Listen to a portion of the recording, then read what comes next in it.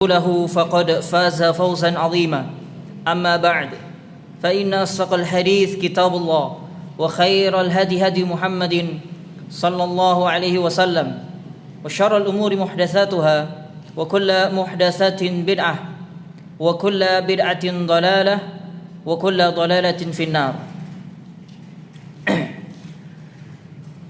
Yang selanjutnya setelah akidah Al-Imam Abu Hanifah tentang para sahabat, selanjutnya nahyuhu 'anil kalam wal khusumat fid din. Larangan beliau rahimahullahu taala, bahkan tidak hanya beliau, seluruh imam ahlu sunnah, seluruh imam-imam agama melarang dari ilmu kalam. Sepakat seluruh ulama ahlu sunnah, tidak hanya beliau, melarang kaum muslimin dari ilmu kalam, yakni ilmu filsafat, mempelajari ilmu filsafat.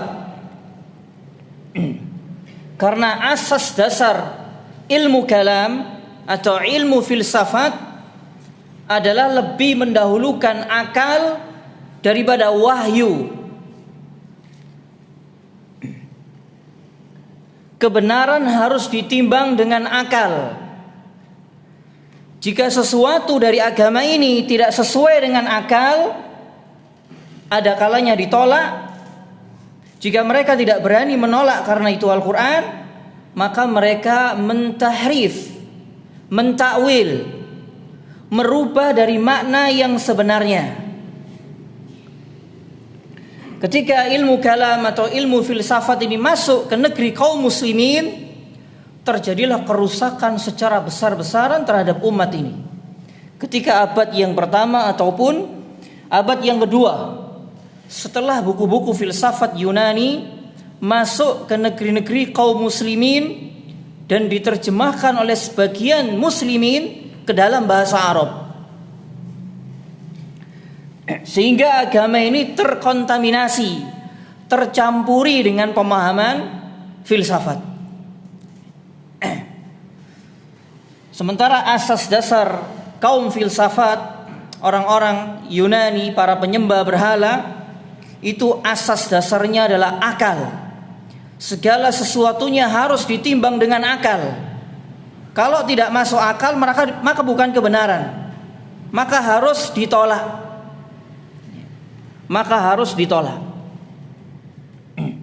Maka muncul berbagai macam kerusakan di dalam agama ini.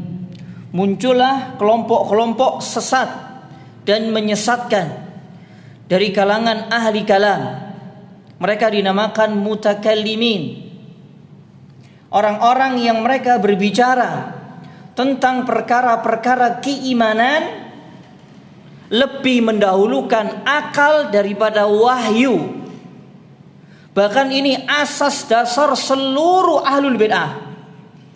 Taqdimul aqli ala naqli. Ini asas dasar seluruh ahlul bid'ah. Entah itu Jahmiyah, Mu'tazilah, kemudian Asy'ariyah, Maturidiyah dan yang lainnya. Asas dasar mereka adalah mendahulukan akal daripada wahyu. Berbeda dengan ahlu sunnah. Ahlu sunnah taqdimun naqli alal aqli.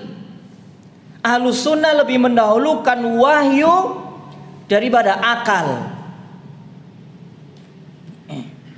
Ahlu sunnah meyakini bahwa wahyu atau akal manusia ini akan senantiasa sejalan dengan wahyu Allah.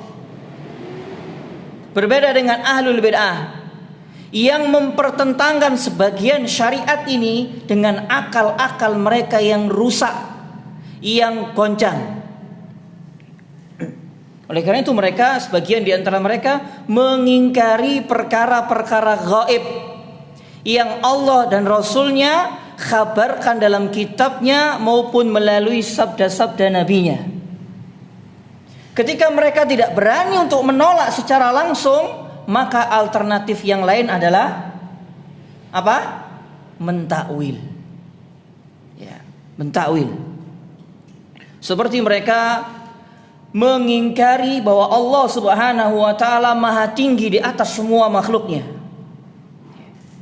Sementara orang-orang yang terjerumus ke dalam ilmu kalam ini, terjerumus ke dalam ilmu kalam yang mana mereka tidak berani mengingkari ayat Al-Quran ataupun hadis yang sahih dari Nabi SAW, maka sifat ketinggian Allah di atas semua makhluknya mereka takwil. Ketika Allah Subhanahu wa taala mengkhabarkan Ar-Rahmanu 'alal 'arsy istawa, mereka mengatakan Ar-Rahmanu 'alal 'arsy istaula. Mereka telah mentakwil yuharrifunal kalima 'an mawadhi'ihi. Mereka telah merubah ayat-ayat Al-Quran, baik itu secara lafadz ataupun secara makna, dari makna yang sebenarnya. Dari makna yang sebenarnya. Ini diantara salah satu kerusakan ilmu kalam. Bahkan yang memprihatinkan di zaman kita sekarang ini, ada di fakultas-fakultas atau di universitas, di kampus-kampus ada fakultas filsafat. Padahal ini termasuk ilmu yang sangat tercela. Tidak boleh kaum muslimin mempelajari ilmu kalam. Bahkan sampai sebagian ahli ilmu, ulama salaf mengatakan mempelajari ilmu kalam adalah kebodohan, kejahilan. Sementara meninggalkan ilmu kalam adalah ilmu. Sampai demikian. Sampai demikian. Dan para ulama sepakat haram mempelajari ilmu filsafat. Wal khusumat fid din. Dan seluruh ulama ahlu sunnah melarang berdebat dalam perkara-perkara agama. Maksudnya di sini adalah usuluddin, tentang perkara-perkara pokok dalam agama yang telah pasti dari Allah dan Rasulnya, tidak perlu untuk diperdebatkan. Oleh karena itu banyak kisah-kisah di antara para imam terdahulu ketika mereka mengetahui ada tokoh dari ahlul ahwa, dari tokoh-tokoh ahlul bid'ah, mereka menutup telinga mereka. Pernah datang kepada Al-Imam Malik bin Anas rahimahullahu ta'ala, salah seorang tokoh ahlul bid'ah yang ingin mengajak berdebat Al-Imam Malik bin Anas. Lalu Al-Imam Malik mengatakan, amma anni ala bayyinatin min rabbi wa dini. Adapun aku sudah berada di atas petunjuk Rabbku dan petunjuk agamaku. Sementara engkau beragama di atas keraguan-raguan, maka berdebatlah kamu dengan keraguan-raguanmu itu sendiri. Nah, gitu seharusnya.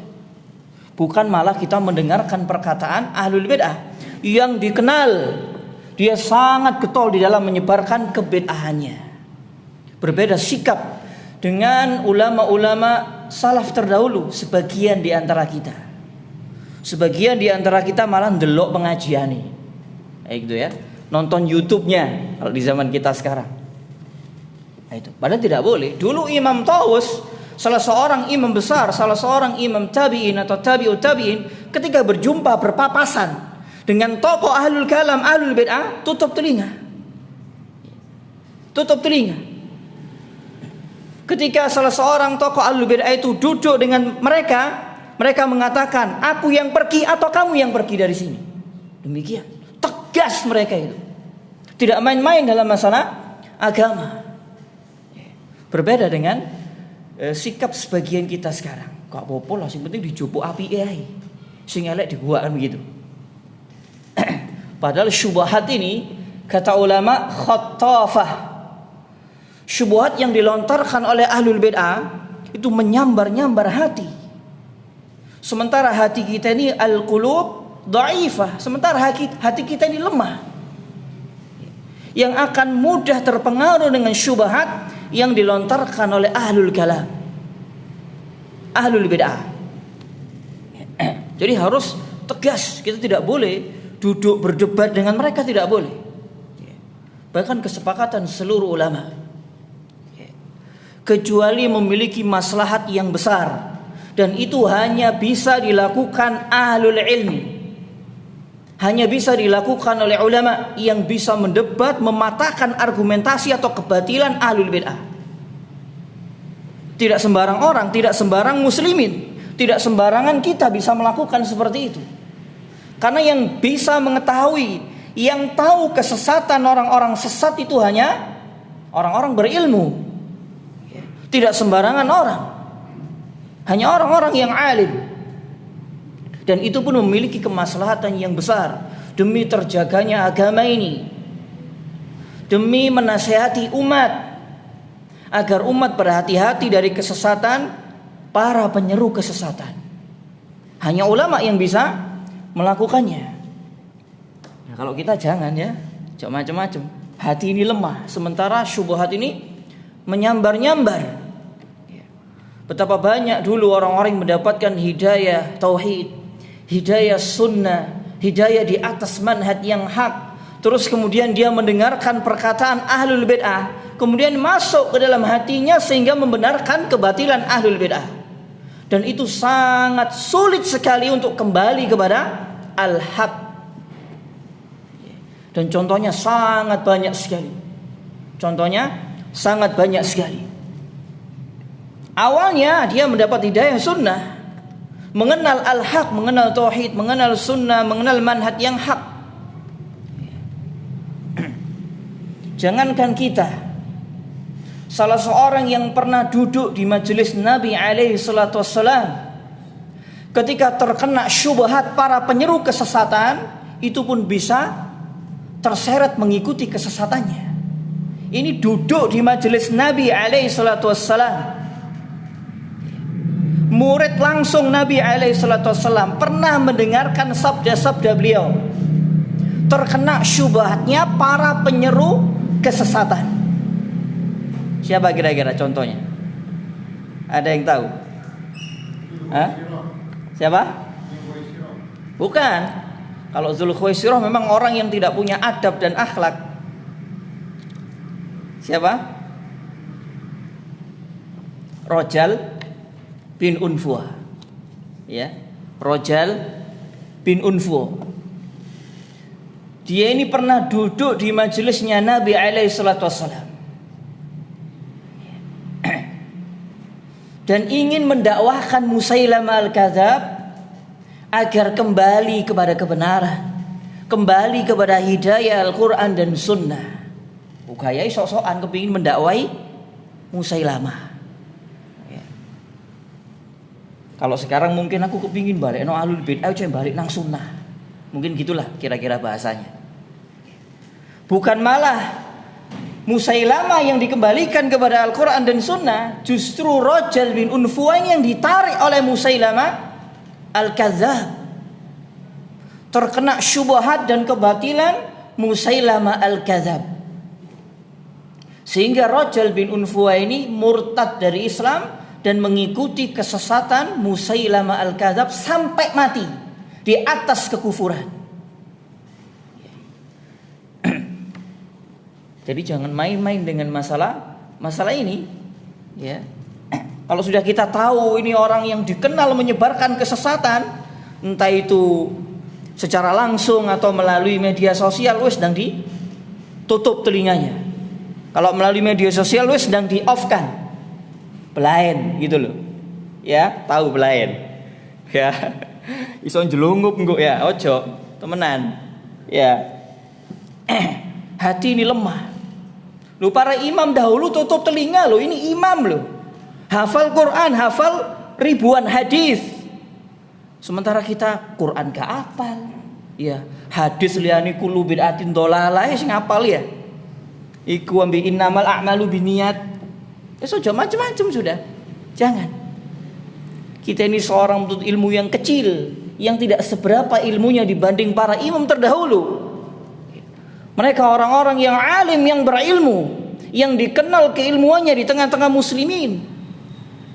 Tapi mereka mengkhawatirkan terkena syubhat dari ahlul kalam.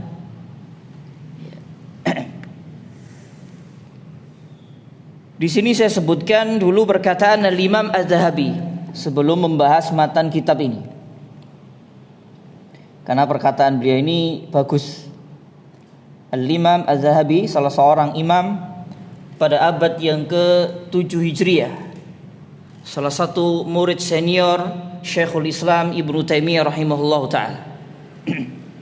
Al-Imam Az-Zahabi mengatakan bal qalla, bahkan sedikit sekali atau hampir-hampir tidak ada, man am'ana an-nazara fi ilmil kalam, orang yang mempelajari, sibuk mempelajari ilmu kalam, illa melainkan wa addahu ijtihaduhu ilal qawli bima yukhalif mahdhas sunnah, melainkan pemikirannya akan menghantarkan kepada pendapat yang menyalahi kemurnian sunnah. Jadi orang yang mempelajari, sibuk mempelajari ilmu kalam, sibuk mempelajari ilmu filsafat, itu akan menghantarkan pemikirannya kepada perkara-perkara yang menyalahi kemurnian agama ini, kemurnian sunnah. Walihada, oleh karena itu, zamma ulama'us salaf an-nadhara fi ilmil awail. Oleh karena itu seluruh ulama salaf telah mencela mempelajari ilmu kalam. Seluruh ulama salaf, tidak ada satupun di antara mereka yang membolehkan kaum muslimin mempelajari ilmu kalam. Sebagaimana yang saya sampaikan tadi, ada sampai seorang di antara mereka mengatakan mempelajari ilmu kalam adalah kebodohan. Dia yang terlanjur masuk fakultas filsafat wis otae gitu loh ya, golek liyane gitu. Kepingin selamat ya, kepingin selamat, kepingin istiqamah di atas hidayah Rabbul Alamin, keluar saja. Fa inna ilmal kalami, karena sesungguhnya ilmu kalam, ilmu filsafat, maulidun min ilmil hukama ad-dahriyah. Ilmu kalam ini terlahir dari orang-orang yang berpaham ateis. Terlahir dari orang-orang yang berpaham ateis.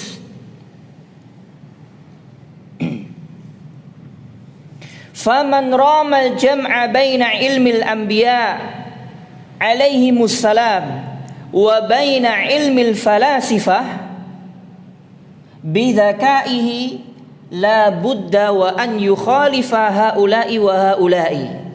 Ini kata Imam Az-Zahabi, barang siapa yang ingin menggandengkan, menjadikan satu atau mengkompromikan antara ilmu yang dibawa oleh para nabi dan disinkronkan atau digandengkan dengan ilmu filsafat, maka tidak antara yang satu dengan yang lainnya saling bertentangan.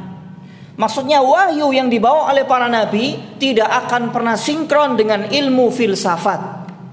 Pasti akan terus bertolak belakang. Akan terus bertolak belakang.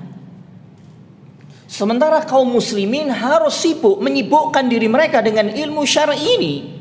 Jangan menyibukkan dengan ilmu kalam, filsafat yang merusak dirinya sendiri, yang merusak akidahnya, merusak pemikirannya, bahkan juga merusak amalnya. Wa man kaffa wa masya khalfa ma ja'at bihi rusul, maka barang siapa yang mencukupkan diri dan berjalan di belakang apa yang dibawa oleh para rasul, yakni seseorang yang mencukupkan diri mengikuti wahyu yang dibawa oleh para rasul, min itlaqin ma atlaqu, dari kemutlakan apa-apa yang mereka mutlakkan dari wahyu ini. Maksudnya apa yang dikhabarkan oleh para rasul secara mutlak dan mereka tidak menjelaskan tafsirnya, tidak menjelaskan takwilnya, maka kita mutlakkan sebagaimana dikhabarkan oleh para rasul. Seperti para rasul mengkhabarkan tentang sifat-sifat Allah, tentang perkara-perkara gaib secara mutlak, kita imani secara mutlak. Kita imani apa adanya. kita imani apa adanya. Terus kemudian kata beliau, walam yatahallaq wala amuqa,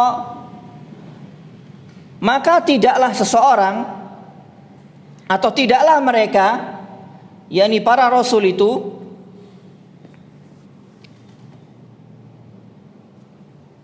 tidak merasa pandai, atau seseorang tidak merasa pandai dan tidak mendalaminya dari perkara-perkara mutlak yang disampaikan oleh para rasul. Maksudnya perkara-perkara gaib yang berkaitan dengan keimanan. Fa innahum salawatullahi alaihim atlaqu, maka sesungguhnya mereka para rasul telah memutlakkan. Para rasul memutlakkan apa-apa yang mereka mutlakkan. yakni para pengikut rasul ini ikut apa yang dimutlakkan oleh para rasul. Tidak mentakwil dari nas-nas yang tidak dijelaskan secara takwilnya oleh para rasul, seperti perkara-perkara gaib. Faqad salaka tariqas salafis salih wa salama lahu dinuhu. Maka sungguh dia telah mengikuti jalannya generasi salafus saleh dan pasti selamat agama dan keyakinannya. Telah selamat agama dan keyakinannya.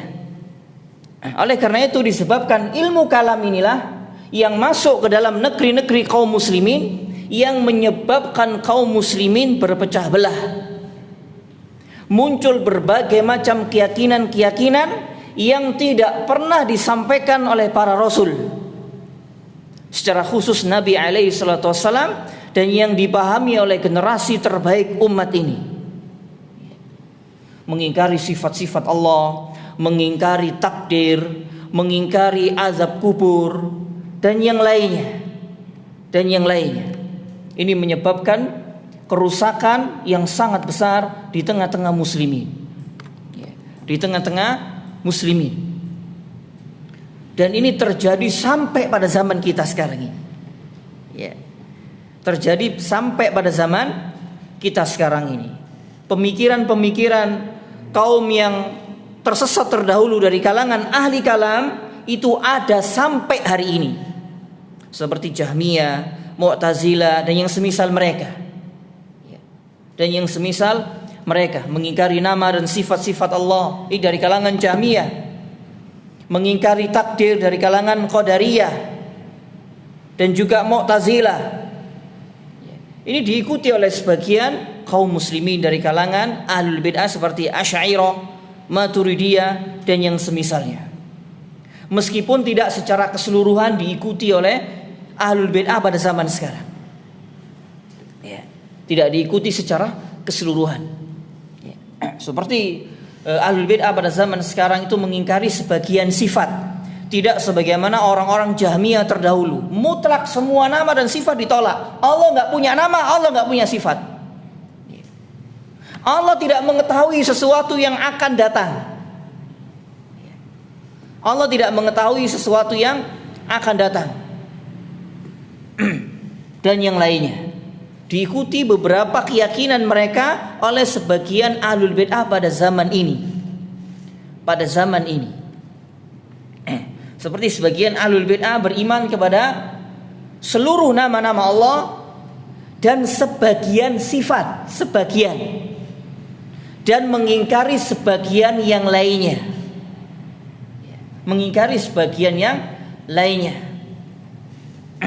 Dengan alasan itu tidak sesuai dengan akal. Karena asas dasar agama ahlul kalam, ahlul bid'ah adalah akal. Mendahulukan akal daripada wahyu.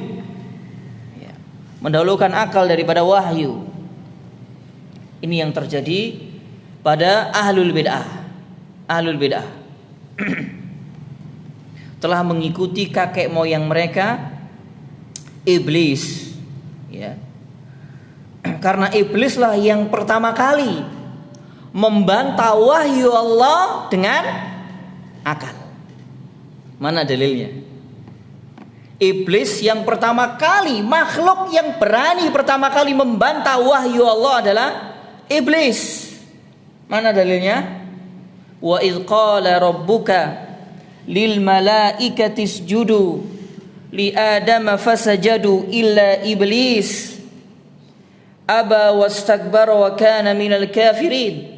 Dan ingatlah ketika Allah Subhanahu wa taala memerintahkan iblis dan malaikat agar sujud kepada Adam. Yang dimaksud sujud di sini adalah bukan sujud ibadah, tapi sujud tahiyah, sujud penghormatan.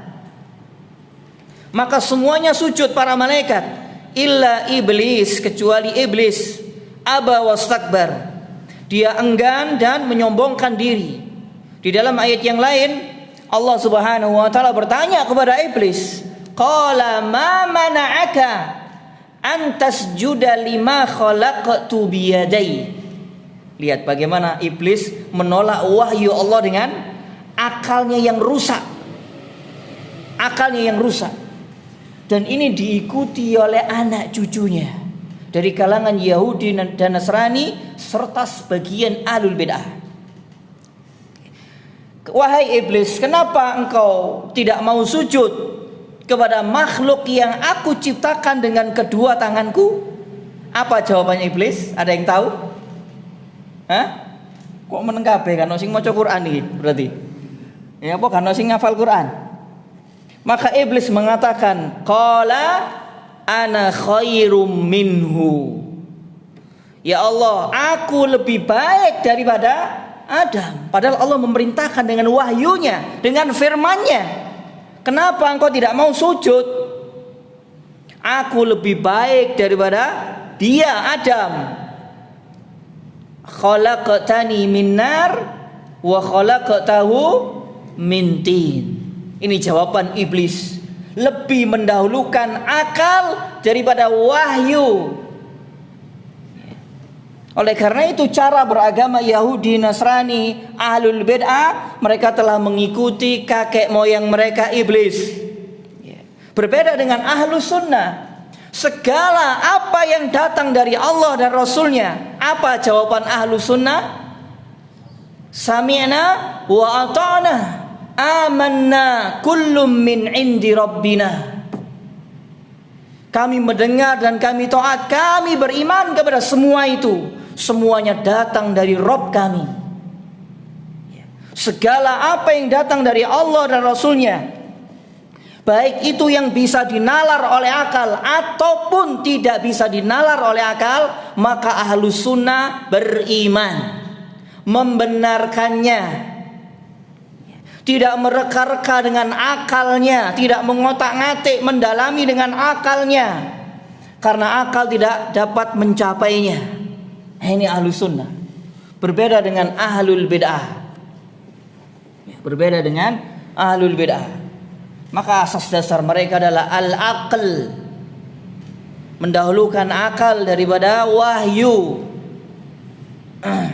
mengikuti kakek moyangnya iblis, laknatullahi alaih. Dan ini yang menyebabkan iblis dilaknat sampai hari pembalasan. Ini kerusakan seseorang yang lebih mendahulukan akal daripada wahyu. Dan ini umumnya seluruh Ahlul Bid'ah. Kebanyakan Ahlul Bid'ah, akal, tidak mau tunduk kepada nas, tidak mau tunduk kepada nas. Jadi harus dicerna dulu dengan akal. Ini sesuai gak dengan akal? Oh kok gak sesuai ini? Kalau di dalam Al-Quran gak wani nolak. Karena hukum menolak satu ayat saja dari Al-Quran, hukumnya apa? Kafir, keluar dari Islam. Kalau tidak berani menolak, maka alternatifnya menolak secara halus lembut, yaitu takwil. Oh, yang dimaksud itu bukan istawa, itu bukan istiwa, tapi istaula. Sampai Imam Ibnu Qayyim Al-Jauziyah rahimahullah ta'ala dalam kitabnya Ijtima' al-Juyush al-Islamiyah, mereka menyerupai orang-orang Yahudi. Sementara Ahlul Bid'ah yang mengingkari istiwa Allah ini menambah waw atau menambah lam. Istawa ditambah lam jadi istaula. Sementara Yahudi ketika diperintahkan untuk sujud ketika masuk Baitul Maqdis mengucapkan hittah diganti hintoh. Hintoh. Ucapan hittah adalah istighfar, memohon ampun kepada Allah. Namun ketika itu mereka masuk diperintahkan untuk sujud dan mengucapkan hittah, mereka masuk ke Baitul Maqdis dengan ngesot dan mengucapkan hintoh. Biji dalam gandum. Apa biji dalam gandum? Ya kutu. Ya kalau bahasa Jawa, masuk Baitul Maqdis sambil ngesot sambil zikir tumo. Tumo itulah orang-orang Yahudi. Ahlul Bid'ah mirip dengan Yahudi. Ahlul Bid'ah dari kalangan Jahmiyah dan yang semisal mereka yang telah mentahrif istawa menambah huruf lam. Istawa menjadi istaula. Sementara orang-orang Yahudi menambah huruf nun dari kata hittah menjadi hintoh. Ya. Alangkah miripnya malam kemarin dengan malam sekarang. Ya. Itulah orang-orang ahlul bid'ah, ya, yang mengikuti jalan kakek moyang mereka. Dan ini telah disabdakan oleh Nabi SAW.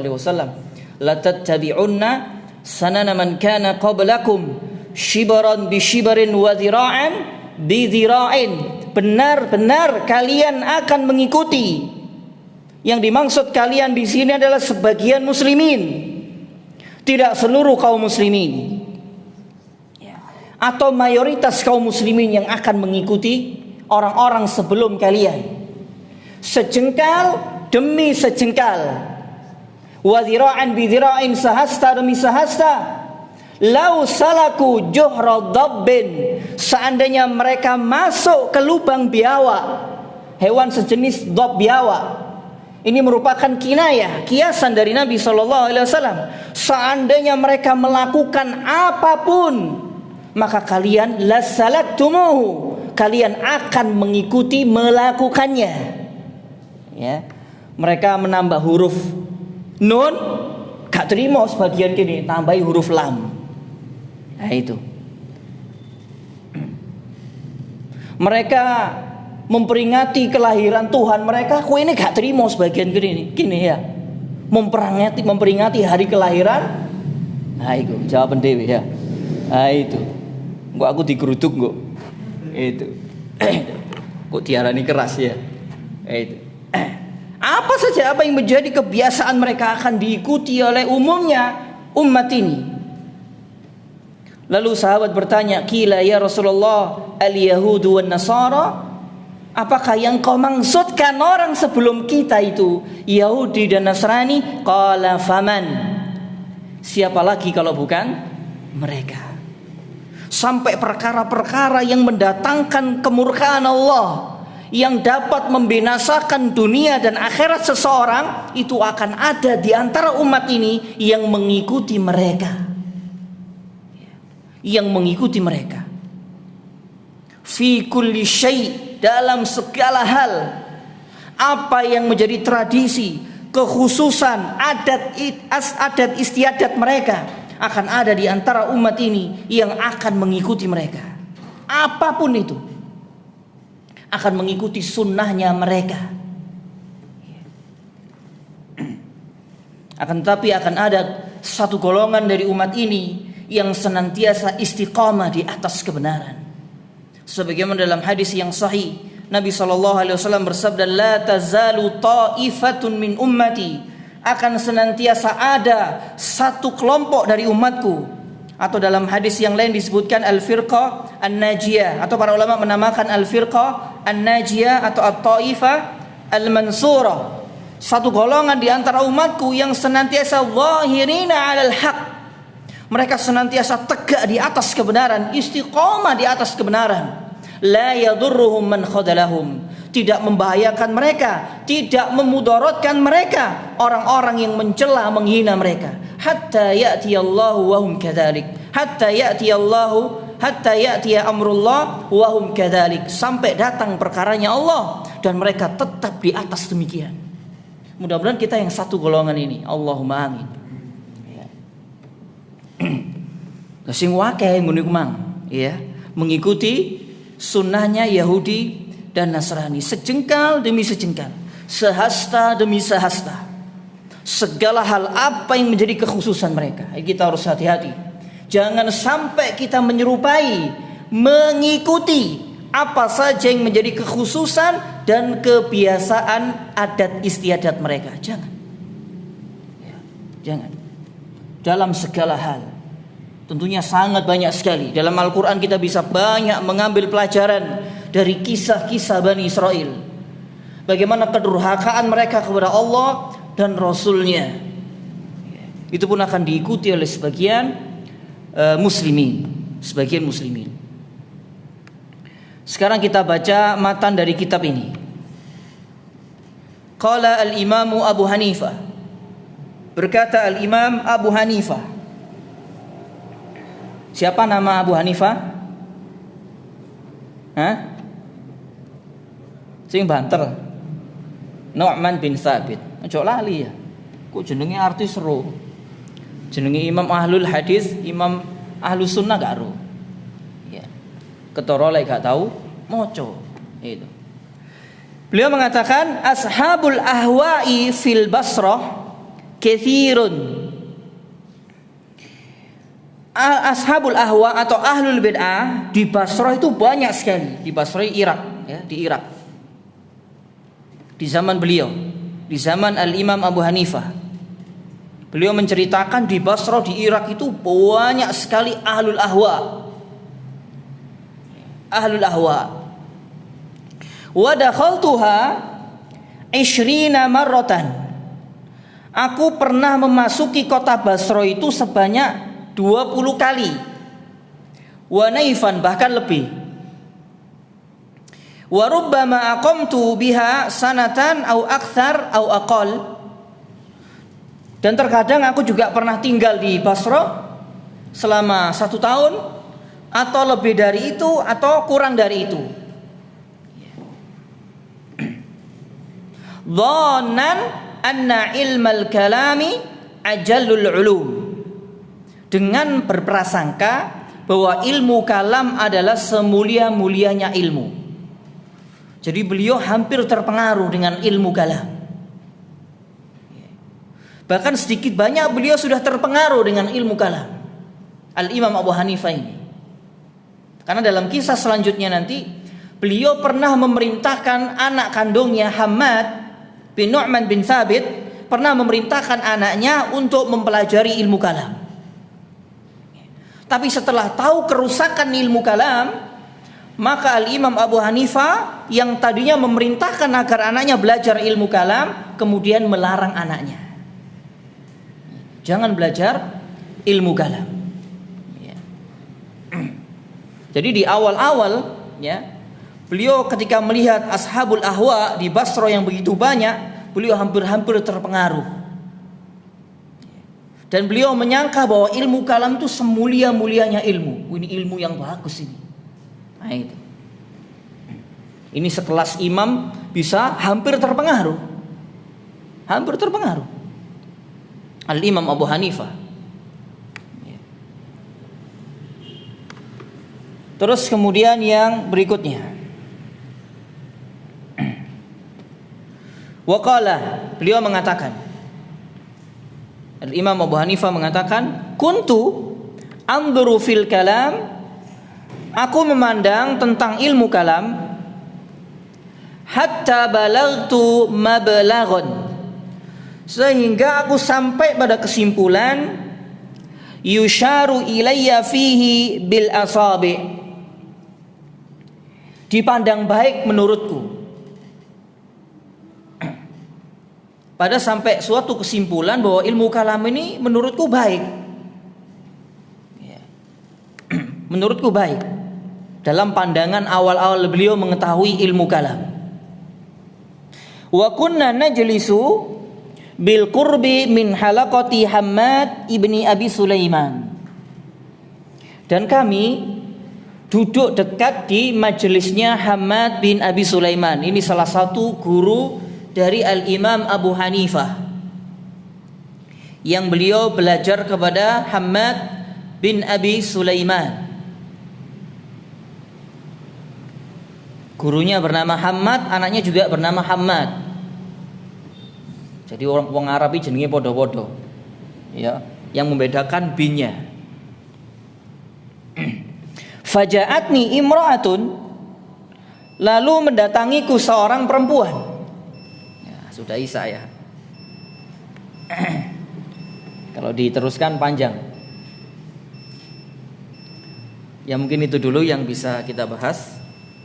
Insyaallah taala kita lanjutkan pertemuan yang berikutnya karena waktu telah masuk waktu Isya dan kita akhiri. Mudah-mudahan apa yang kita bahas ini bermanfaat, menambah iman, menambah ilmu. Kurang lebihnya saya mohon maaf. Kita akhiri dengan doa kafaratul majlis. Subhanakallahumma wa bihamdika asyhadu an la ilaha illa anta astaghfiruka wa atubu ilaik. Assalamualaikum warahmatullahi wabarakatuh.